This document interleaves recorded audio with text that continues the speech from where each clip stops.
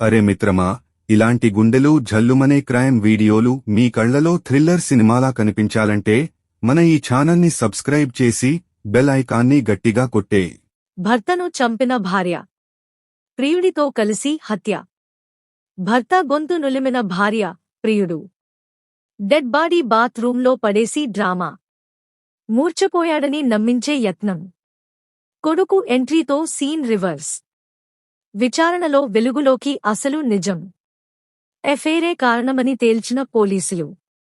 నిర్మల్ జిల్లా సోన్లో దారుణం. తొలి వెలుగు. హైదరాబాద్. పచ్చని సంసారంలో వివాహేతర సంబంధాలు చిచ్చుపెడుతున్నాయి. అక్రమ సంబంధాలు చివరికి ప్రాణాలు తీసేదాకా వెళుతున్నాయి. భార్యలు భర్తలను, భర్తలు భార్యలను చంపుతున్న ఘటనలు రోజురోజుకు కలవరపెడుతున్నాయి. ఇలా వరుస ఘటనలతో పెళ్లి మాట తలచుకుంటేనే వణుకు పుట్టేలా చేస్తున్నారు. లేటెస్ట్గా వివాహేతర సంబంధానికి అడ్డస్తున్నాడని ప్రియుడితో కలిసి భర్తను హత్య చేసిందో మహిళ. ఈ దారుణ ఘటన నిర్మల్ జిల్లాలో జరిగింది. నిర్మల్ జిల్లా సోన్ మండలం వెల్మల్ గ్రామానికి చెందిన నాగలక్ష్మి అదే గ్రామానికి చెందిన మహేష్తో వివాహేతర సంబంధం కొనసాగిస్తున్నారు. ఈ విషయం ఇటీవల భర్త హరిచరణ్కు తెలియడంతో అతడిని టవల్తో గొంతు నులిమి హతమార్చారు. చనిపోయిన భర్త హరిచరణ్ బాడీని బాత్రూంలో ఉంచి మూర్ఛపోయాడని బంధువులందరికీ ఫోన్ చేసి చెప్పింది భార్య నాగలక్ష్మి. అయితే దుబాయ్లో ఉన్న హరిచరణ్ కొడుకు కృష్ణ హుటాహుటిన గ్రామానికి వచ్చాడు. తల్లిపై అనుమానంతో కృష్ణ పోలీసులకు ఫిర్యాదు చేశాడు. కేసు నమోదు చేసిన పోలీసులు రంగంలోకి దిగి హత్య కేసు నమోదు చేసి విచారణ జరిపారు.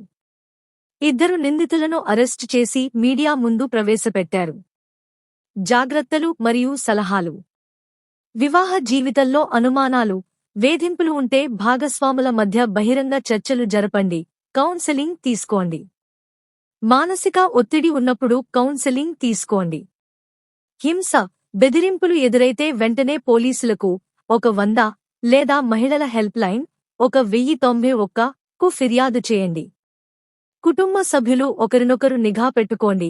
అనుమానాస్పద వ్యక్తులు ఇంట్లోకి రాకుండా జాగ్రత్తలు తీసుకోండి.